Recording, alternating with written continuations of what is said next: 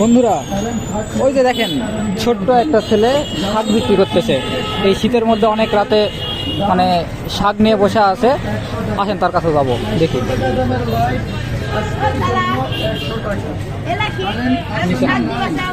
এই বাবু, তোমার এই শাক কত করে?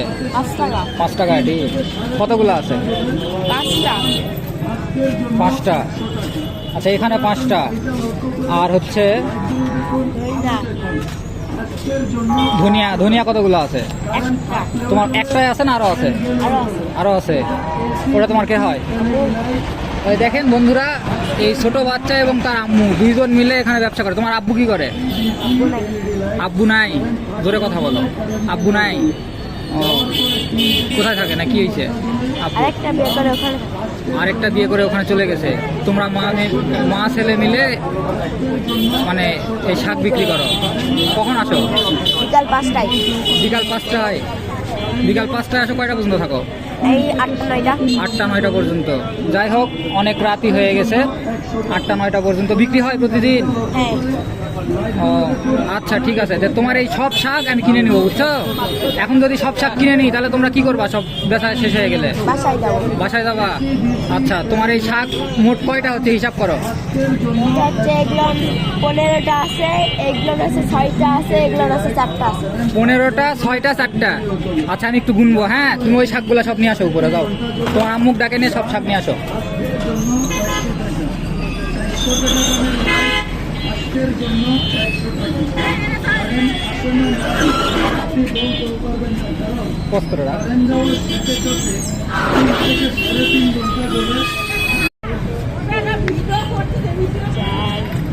পালং শাকগুলো আলাদা করে কোনো?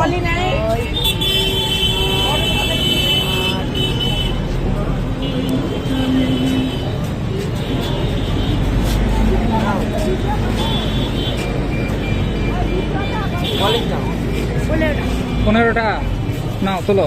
নিয়ে আসছিলা কয়টা? 20টা। মাত্র 5টা বিক্রি করছো। এখন পর্যন্ত বিক্রি করছো কয় টাকা? এখন পর্যন্ত বিক্রি করছে 100 টাকার মতো। 100 টাকার মতো। মোট শাক নিয়ে আসছিলা কয় টাকার সব মিলে? শাক নিয়ে আসছিলাম 200 টাকার মতো। জোরে কথা বলো। 200 টাকা। 200 টাকার।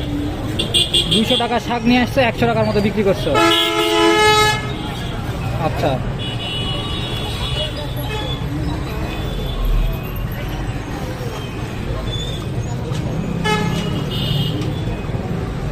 এটা না আমরা গুনলাম 11টা 15টা হলো। ব্যাগে ছিল আমার। ও আচ্ছা আচ্ছা আচ্ছা, ঠিক আছে, নাও, সমস্যা নাই, চলো। আচ্ছা আচ্ছা, ওটা আছে কয়টা? 6টা। 6টা মানে 20 20 40 টাকা।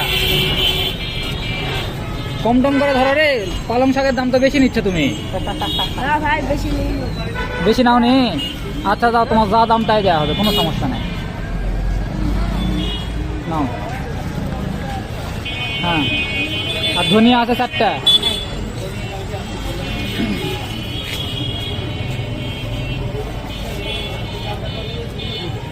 বন্ধুরা, এই যে আমরা এই বাচ্চাটাকে দেখি প্রতিদিন জয়পুরহাটের পাঁচুর মোড়ে বসে থাকে। হ্যাঁ, শাক নিয়ে। সে আর তার মা দুইজন, তার বাবা নাই, অন্য এক জায়গায় বিয়ে করে নাকি চলে গেছে। যাই হোক, বসে থাকে। এই জন্য মানে শীতের রাতে এত রাত পর্যন্ত বসে থাকা, এই জন্য এই বাচ্চা। তুমি পড়াশোনা করো? হ্যাঁ। কিসে পড়ো? ক্লাস 4। কোন স্কুলে? তাই? আচ্ছা, ঠিক আছে। সে ক্লাস 4 পড়াশোনাও করে। এই রাতের বেলা এত রাত পর্যন্ত বাইরে থেকে পড়াশোনা করো কখন? এখান থেকে যায়। বাহ, সুন্দর। সে এখান থেকে গিয়ে পড়াশোনা করে। দেখেন, এইটুকু বাচ্চা পড়াশোনাও করে, পাশাপাশি জীবিকা নির্বাহ করে। দেখেন তো, তার সব শাক কিনে নিলাম। এখন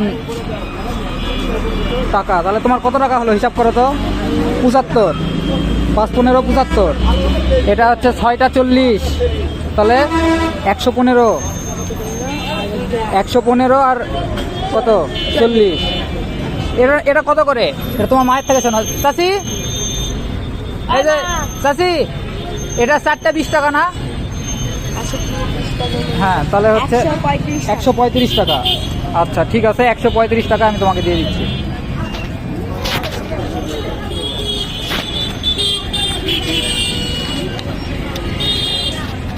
এই যে 135 টাকা নাও, 150 টাকা আছে, তুমি 150 টাকায় নাও। হ্যাঁ, তো আমার কাছে যে টাকা ছিল, আমি ভিডিও করার কোনো প্ল্যান নিয়ে বের হইনি, আমি এমনি বাইরে আড্ডা দিতে বের হয়েছিলাম। তো এই ছেলেটাকে দেখে ভাবলাম যে আজকে সব কিছু কিনে নিই।